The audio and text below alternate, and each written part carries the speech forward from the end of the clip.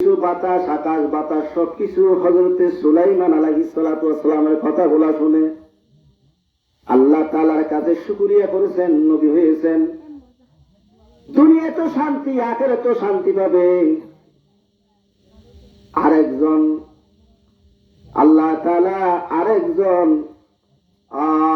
দুনিয়ার সমস্ত শক্তি দিয়ে আরেকজনকে সৃষ্টি করেছেন। তার নাম ছিলেন কি? সিকান্দর বাদশাহ। তাকে আল্লাহ তাআলা সারা পৃথিবীর সম্পদ দিয়া সারা পৃথিবীর প্রেসিডেন্ট বানিয়েছিলেন। শুকরিয়া আদায় করেছেন। দুনিয়া তো শান্তি, আখিরাতে তো শান্তি। আর দুইজন মানুষ সারা দুনিয়ার শক্তি দিয়েছেন আল্লাহ তাআলা, কিন্তু আল্লাহর কাছে শুকরিয়া করে নাই, নাফরমানি করেছেন। আল্লাহ তাআলা লাঞ্ছিত করে, বঞ্চিত করে, দুনিয়া থেকে বেইজ্জত করে, দুনিয়া থেকে শেষ করে দিয়েছিলেন। একটার নাম হলো নামরুদ, আর একটার নাম হলো ফিরআউন। নামরুদকে এমন ভাবে আল্লাহ তাআলা লাঞ্ছিত করলেন, দুনিয়ার মধ্যে রাজনীতি করতে গিয়া, রাষ্ট্র চালাতে গিয়া জুলুম করতেছে, অত্যাচার করেছিল, নাফরমানি করেছিল, জুলুম করতেছে। এই জুলুমের কারণে সারা পৃথিবীর মধ্যে আল্লাহর গজবের উপর গজব নাজিল হয়েছে। শেষ প্রান্ত এমন একটা ছোট্ট প্রাণী দিয়া দুনিয়া থেকে লাঞ্ছিত করে বেইজ্জত করে দিলেন। একটা ল্যাংড়া মশা তার মাথার ভিতরে ঢুকে দিয়া, নামরুতের মাথার ভিতরে যখন একটা ল্যাংড়া মশা ঢুকে গেল, তখন নমরুতের উজির যে ছিল সে মাথার মধ্যে তাপড়াইতেছে, সোয়ার মারতেছে, তাপড়াইতেছে। যত তাপড়ায় এত ভালো লাগে, যত তাপড়ায় এত ভালো লাগে। তাপড়াইতে তাপড়াইতে অনেকদিন তাপড়ার পরে আর যখন তাপড়ায় কাম চলে না, কাজ চলে না, ভালো লাগে না, আবার বলতেছে জুতা দিয়ে মারো, জুতা দিয়ে মারো। কি দিয়ে মারো? জুতা দিয়ে মারো। জুতা দিয়ে মারতে মারতে, সেই যুগের জুতা ছিল কাঠের জুতা, লবারের জুতা ছিল না। সে যুগ কিসের জুতা ছিল? কাঠের জুতা ছিল। এই কাঠের জুতা দিয়ে যখন তাপড়াইতো, মারতো, মাথা বেড়ায় বেড়াই, নামরুতের শান্তি লাগতো। নামরুত একদিন বলতেছে, ও আমার উজির, আর একটু ভালো করে দড় করে মারো, শক্ত করে মারো। যেতে শক্ত করে মেরেছিল, ঠাক করে নমরুতের মাথা ফেড়ে গেছে। নমরুদ দুনিয়া থেকে লাঞ্ছিত হয়ে, বঞ্চিত হয়ে দুনিয়া থেকে শেষ হয়ে গেছে। ওই ল্যাংড়া মশাটা উড়িয়ে গেছে। তাহলে দুনিয়ার মধ্যে ক্ষমতা অপব্যবহার করলে যে শাস্তি পাওয়া যায়, নামরুদকে খেয়াল করো। ফিরআউন দুনিয়ার মধ্যে রাষ্ট্র পরিচালনা করেছেন, রাষ্ট্র চালাইছেন, জুলুম করতেছেন, সাধারণ পাবলিকের উপর জুলুম করতেছে। ওই ফিরআউনকে আল্লাহ তাআলা নীল নদীর মধ্যে ডুবাইয়া মেরেছেন। ডুবাইয়া মারার পরেও আল্লাহ সেই স্মৃতি পৃথিবীর জমিনে রেখে দিয়েছেন। কিয়ামত পর্যন্ত পৃথিবীতে ওই স্মৃতি থেকে যাবে, কোনদিন মুছে যাবে না। তাকে ফিরআউনকে মাটিও খায় না, পানিও খায় না, আগুনও পড়ে না, বাতাসও শেষ হয় না।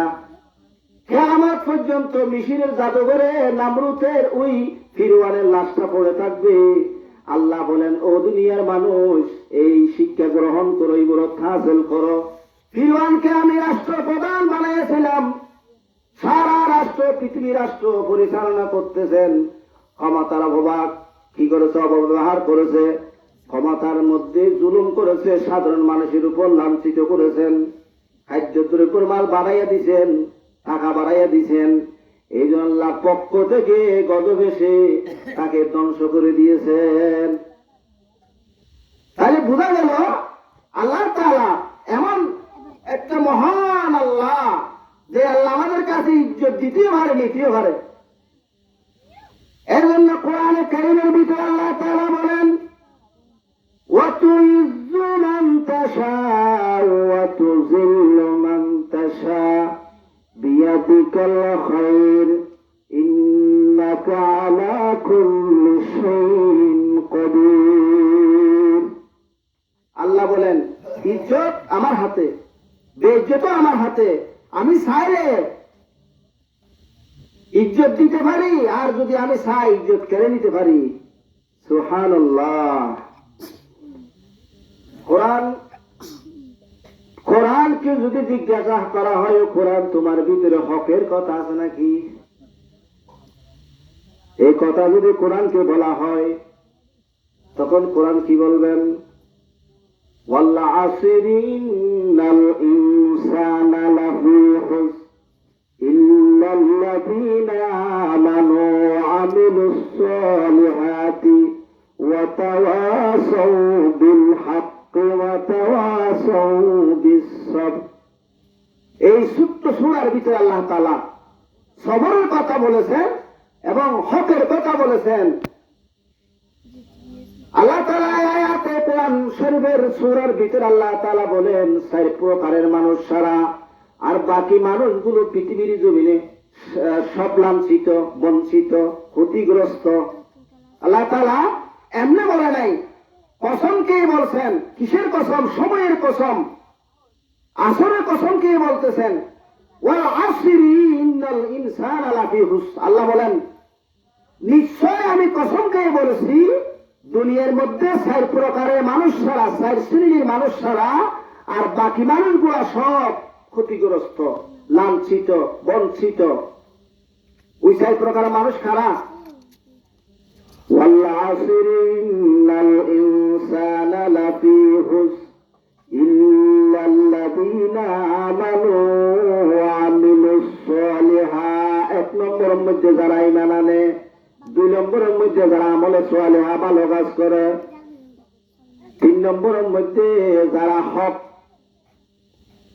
আদায় করে, হক চিনে, 4 নম্বরের মধ্যে যারা সবর ইখতিয়ার করে, ধৈর্য ধারণ করে, সবর ইখতিয়ার করে। এই 4 প্রকারের মানুষ ছাড়া আর মানুষ, বাকি মানুষ সব ক্ষতিগ্রস্ত। পৃথিবীর জমিনে হক একটা মুসলমানের জন্য বড় মারাত্মক একটা বিষয়। পাওনা টাকা, জায়গা, সম্পদ, এগুলা হক, খুব গুরুত্বপূর্ণ। আল্লাহ হাবিব হযরত মুহাম্মদ রাসূলুল্লাহ সাল্লাল্লাহু আলাইহি ওয়াসাল্লামের জামানায় একটা লাশ নিয়ে গেছে সাহাবী। আল্লাহ রাসূল জানাজা পড়াইয়া দেবেন। তখন আল্লাহ রাসূল বলতেছেন, ও আমার সাহাবীরা, যিনি মারা গেছে তার কাছ থেকে কেহ কোনো টাকা পয়সা পাওয়া যাবে কিনা? এ কথা বলার সাথে সাথে মানুষ একটা বলেছে, হুজুর নাম আমি পাবো, ওই লাশ থেকে আমি খরচ পাবো, টাকা পাবো। তখন আল্লাহর হাবিব বলেন, তাহলে আমি অতক্ষণ পর্যন্ত জানাজা পড়াবো না যতক্ষণ পর্যন্ত তার ঋণ পরিশোধ করে না দেওয়া পর্যন্ত। তাহলে এখানে বোঝা যায় হক গুলা খুব গুরুত্বপূর্ণ জিনিস। এখন ওই লাশের কাছে, যিনি মারা গেছে সাহাবী, তার কাছে, তার আত্মীয় স্বজনের কাছে, এরা গরিব মানুষ, এরা টাকা দেওয়ার মতো টাকা নাই।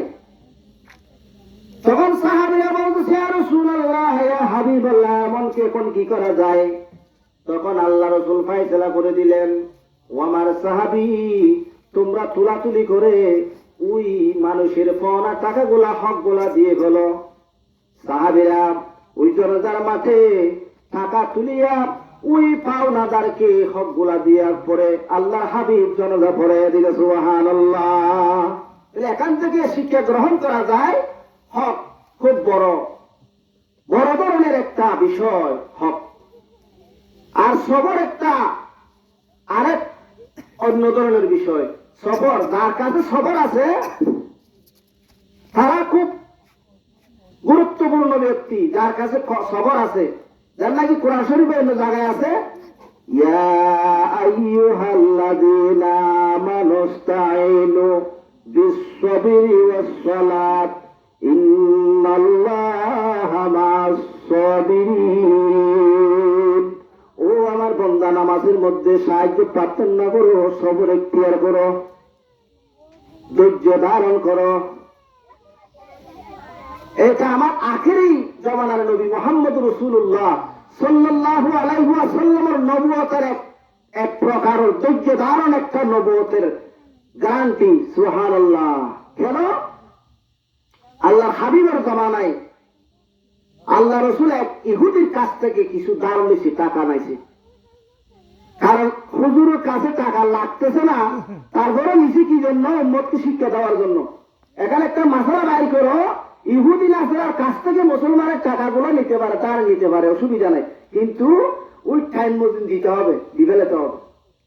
আল্লাহ রসুল বন্দাদেরকে উম্মতকে শিক্ষা দেওয়ার জন্য নিচে যে আল্লাহ রসুলের কাছ থেকে কোনো টাকার অভাব ছিল না, তারপরেও উম্মতকে শিক্ষা দেওয়ার জন্য আল্লাহর হাবিব একটা ইহুদির কাছ থেকে কিছু টাকা ধার নেন, বলতেছে আমি মঙ্গলবারে দিয়ে ফেলবো অথবা শুক্রবারে দিয়ে ফেলবো, এই কথা বলে কিছু টাকা ধার নিছে।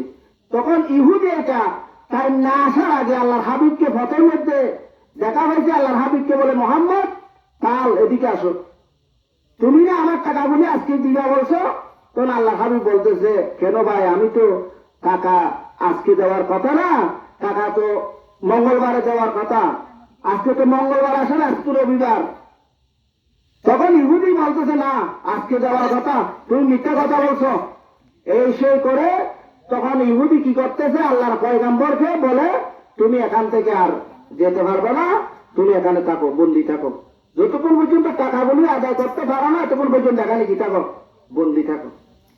আল্লাহর হাবিব হযরত মুহাম্মদ রাসূলুল্লাহ সাল্লাল্লাহু আলাইহি ওয়াসাল্লাম যখন যোহরের পর আসরের সময় হয়ে গেল, তখন ইহুদির কাছ থেকে বলতেছে, ইহুদি ভাই আসরের টাইম হয়েছে, আমি একটু নামাজ পড়তে পারবো নি। তখন ইহুদি বলতেছে, ঠিক আছে মুহাম্মদ, নামাজ পড়ো, ঠিক আছে। এভাবে আসর, মাগরিব, এশা পরে সারা রাত ওখানে বসে থাকছে। বসে থাকার পরে ফজর যখন হয়ে গেল, নামাজের টাইম যখন হয়ে গেল, আজান যখন দিয়ে ফেললো, ওই ইহুদি বলতেছে, হুজুর গুজুরি খেতে দিছে, চোখের ফানি ঢেলে দিছে, হুজুর আমি বুঝতে পেরেছি তাওরাত কিতাবের মধ্যে এসেছে আখিরি জমানার পয়গম্বর যিনি হবেন তিনি অত্যন্ত ধৈর্যশীল, সবর এখতিয়ার করবে, ধৈর্য ধারণ করতে পারবে। মুহাম্মদ, আমি আপনাকে চিনতে পারি নাই, আপনাকে আমি চিনতে পারি না, একটু পরীক্ষা করার জন্য আমি আপনাকে এখানে বন্দী রেখেছি, আপনার কাছে কি সবর আছে কিনা দেখার জন্য। সুবহানাল্লাহ, ইয়া রাসূলুল্লাহ, ইয়া হাবিবাল্লাহ, আমি আপনার কাছে সবর এখতিয়ার তো আপনার কাছে আসে, এটা আমি বুঝতে পারলাম আপনি আসলে পয়গম্বর, আখিরি জামানার পয়গম্বর। আমাকে পড়িয়ে দাও লা ইলাহা ইল্লাল্লাহু মুহাম্মাদুর রাসূলুল্লাহ সাল্লাল্লাহু আলাইহি ওয়াসাল্লাম। তাহলে এখানে বোঝা যায় ধৈর্য এবং হক, ধৈর্য ধারণ করা খুব গুরুত্বপূর্ণ বিষয়। তা আমাদেরকে ধৈর্য ধারণ করতে হবে, সবার এখতিয়ার করতে হবে, তাড়াহুড়ো করতে পারবো না আমরা।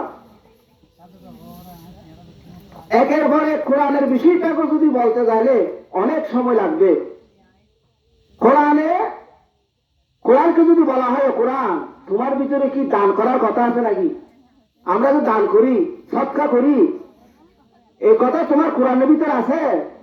কোরআন বলবেন, ইয়া আইয়ুহাল্লাযীনা আমানু আনফিকু মিম্মা রাযাকনাকুম মিন ক্বাবলি আন ইয়াতিয়া ইয়াওমুন লা বাইউন ফীহি ওয়ালা হুল্লাতুন ওয়ালা শাফাআতু ওয়াল কাফিরুনা হুমুজ যালিমুন। আল্লাহ বলেন, ও ঈমানদাররা, ওই সময় আসার আগে, যে সময় তোমার ব্যবসা বাণিজ্য, ধন সম্পদ কিছুই তোমার কাজে লাগবে না, সেই সময় আসার আগে আগে তোমরা আমি আল্লাহ রাস্তা দান করো আমার দেওয়া নিয়ামত থেকে। সুবহানাল্লাহ। তাহলে দানের কথাও কোরআনের ভিতরে আছে। কোরআন কি যদি বলা হয়, কোরআন তোমার ভিতরে পিতা মাতার কথা আছে নাকি, কথা যদি বলা হয়, মা বাবার কথা আছে নাকি, কথা যদি বলা হয়, কোরআন কি বলবেন? وَقَضَى رَبُّكَ أَلَّا تَعْبُدُوا إِلَّا إِيَّاهُ وَبِالْوَالِدَيْنِ إِحْسَانًا إِمَّا يَبْلُغَنَّ عِندَكَ الْكِبَرَ أَحَدُهُمَا أَوْ كِلَاهُمَا فَلَا تَقُل لَّهُمَا أُفٍّ وَلَا تَنْهَرْهُمَا وَقُل لَّهُمَا قَوْلًا كَرِيمًا। ইবাদত করো, আল্লাহর ইবাদতের পরে মা বাবার ইহসান করো, মা বাবাকে সম্মানজনক কথা বলো, সুন্দর আচরণ করো। মা বাবার ভিতরে যদি যে কোনো একজন বৃদ্ধ হয় অথবা দুইজনে যদি বৃদ্ধ হয়, তাদেরকে তোমরা চোখ রাঙায় কথা বলা যাবে না। যদি কোনো সন্তান মাকে এমন কথা বললো, মা যদি আহা শব্দ ব্যবহার করে, উ শব্দ ব্যবহার করে, আল্লাহর কোরআন বলে তার স্থান হবে জাহান্নাম, জাহান্নাম, জাহান্নাম। এই জন্য মা বাপ খুব গুরুত্বপূর্ণ বিষয়। কোন সন্তান মা বাবাকে চোখ রাঙায় কথা বলা যাবে না। আমাদের বর্তমান সমাজে দেখা যায় ছোট্ট ছোট্ট ছেলেরা মা বাবার উপর নির্যাতন করে, কঠোর কথা ব্যবহার করে, যেমন মা বাবার চোখ দিয়ে পানি বের হয়। আহা, কত কষ্ট করে মা 10 মাস 10 দিন গর্ভ রাখি, এমন একটা সময় মায়ের চলে গেছে যে সময় মা ফেটবরে ভাত খেতে পারে নাই, সব্বরে ঘুম যেতে পারে নাই, কত মেহনত করেছে কোন শীতের অবস্থায় সারা রাত। বাচ্চা পেটের ভিতরে লড়াচড়া করতেছে, লাঠি মারতেছে, কলিজা বেড়ায় মার। এমন একটা সময় যায় নাই? শীতের সময়,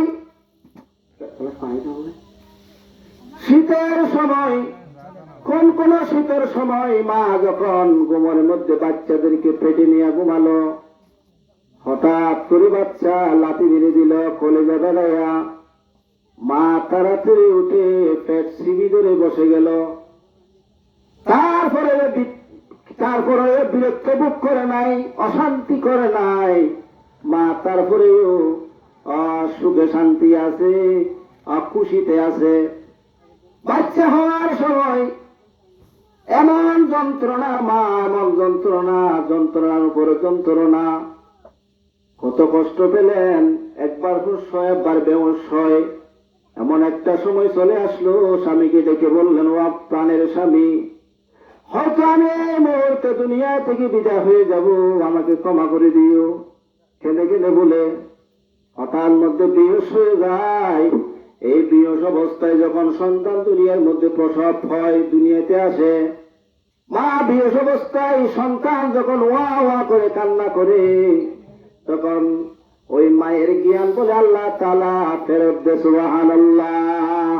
মার ওই সন্তানের ওয়া কান্নার কারণে মার জ্ঞান ফিরে এসে মা বলে, হুত তুমি নাকি আমাকে তো কষ্ট দিলা বলে হই। মই সন্তানকে কুলে নিয়া দুধের মধ্যে গালটা লাগাইয়া বসে, সুবহানাল্লাহ। সন্তান যখন মায়ের দুধ শুষে, মায়ের সকল দুঃখ, 10 মাস 10 দিনের পেড়ে দেওয়ার কষ্ট, প্রসবের কষ্ট, সব কিছু দুনিয়া থেকে আল্লাহ তাআলা তার মায়ের অন্তর থেকে মুছে ফেলে দেয়, সুবহানাল্লাহ। এমন জনম দুঃখী মা আজকে আমরা আমাদের সমাজে মা বাবাকে কষ্ট দেয়। আল্লাহু আকবার। খিদমত মাদের সদর কুল ইখতিয়ার, খিদমত মাদের সদর কুল ইখতিয়ার, তাকে বাসীদের দোয়া লম্বখতিয়ার। ওগুমা আমার এই ধরনের শ্রেষ্ঠ নিয়ামত, তোমার প্রজতলে রয়েছি জান্নাত। আল্লাহর পরে নবী আমার, তারপরে মা জননী, আল্লাহর পরে নবী আমার, তারপরে মা জননী, মাঝে আমার নয়নের মনি। বড় সম্পদ মা। হাদিস শরীফে এসেছে, কোন সন্তান যদি মায়ের চেহারার দিকে তাকিয়ে থাকে, একবার তাকাইলে আল্লাহ হাবিব বলেন একটা কবুল হবে সওয়াব তারা আমলনামায় দান করা যায়, সুবহানাল্লাহ। সাহাবায়ে কেরাম জিজ্ঞাসা করা হলো, ইয়া রাসূলুল্লাহ, কোন মানুষ যদি মা বাবার চেহারার দিকে যদি দৈনিক 100 বার তাকিয়ে থাকে কি ফায়সালা হবে? আল্লাহর হাবিব বলেন, যদি কোনো আমার বান্দা যদি কোন মা বাবার দিকে যদি সন্তান যদি 100 বার চাই 100টি কবুল হজের সওয়াব তারা মোল্লামায় দেওয়া যাবে। সুবহানাল্লাহ। এমন মা বাপ, মা বৃদ্ধ হয়ে গেছে, বাপ বৃদ্ধ হয়ে গেছে, কাজকর্ম করতে পারে না বাপ। একদিন হঠাৎ করে চার দোকানে গেল, পকেটে টাকা নাই, চা খাওয়ার মতো কিছু নাই। সন্তান একটা আছে টাকা কামাই করে, হঠাৎ করে আব্বা কি করলো, ওই সন্তানের পকেট থেকে 170 টাকা নিল। 170 টাকা নিয়ে তাই কোথায় গেছে, চার দোকানে গেছে। চার দোকানে গিয়ে চা খাইয়া টাকা 100 টাকার নোট দিয়ে চা খেয়ে বাড়িতে চলে আসে। তখন ওই সন্তান ঘুম থেকে 8টা বাজে উঠছে। উঠে যখন ওই জামার কাছে গেছে ছাড় নিতে গেছে, ছাড়ের পকেটে আর 100 টাকা নেই। তখন বউকে বললো, কিরে আমার টাকা কে নিছে? তখন বউ কি হয়, তার স্ত্রী বলে, আমি তো নি নাই, আব্বা ওখানে গিয়েছিল, আমি দেখেছি। শাশুড়ি কি ডাকছে? আব্বা ডাকতেছে। আব্বা ওখানে গেছে, আমি দেখছি, মনে হয় আব্বা নিছে। তখন ওই ছেলে কি করলো, টাকা না ভাইয়া ছেলে তখন বাবাকে খুঁজতেছে, কোথায় গেল বাবা? তখন সার দোকানে গেছে, বলতেছে এখানে আমার আব্বা আসছে। হবে, হ্যাঁ এখানে তা আসছিল তোমার আব্বা। হয় তোমার আব্বা চা খাইছে, এখানে একটা সতীরূপ দিছে নতুন। তখন ওই ছেলেটা, এটা তো আমার টাকা, তাহলে আব্বা নিয়ে গেছে, আব্বা আমার কাছ থেকে, আমার পকেট থেকে টাকা চুরি করছে। এটা রাসূল কারীম সাল্লাল্লাহু আলাইহি ওয়াসাল্লামের জামানার কথা না। তখন ওই ছেলেটা মন খারাপ করে আল্লাহর হাবিব বিশ্বনবী মুহাম্মদ রাসূলুল্লাহ সাল্লাল্লাহু আলাইহি ওয়াসাল্লামের কাছে গিয়ে বলল, ইয়া রাসূলুল্লাহ, ইয়া হাবিবাল্লাহ, আমি আপনার কাছে একটা বিচার দায় করতে এসেছি। কি বিচার? আমার আব্বা আমার পকেট থেকে টাকা চুরি করছে। নাউজুবিল্লাহ বলেন না, টাকা চুরি করছে। ইয়া রাসূলুল্লাহ, আমি বিচার দিছি আপনাকে, আমার আব্বা আমার পকেট থেকে টাকা চুরি করছে, চুরির বিচার করতে হবে। তখন আল্লাহ রাসূল বলেন, আমি তো একজনের কথা দিয়া বিচার করি না, তাহলে তোমার বাবাকে নিয়ে আসো।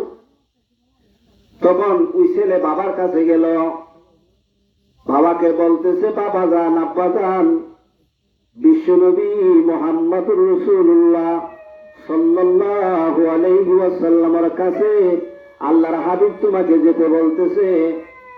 তখন ওই পিতা বলে, বাবা বলে কি, ও আমার সন্তান, কি জন্য মুহাম্মদ আমাকে ডাকছে? আল্লাহর হাবিবে যদি ডাকে তাহলে যেতে হবে, কি জন্য ডাকতেছে বলে বুঝি নাই।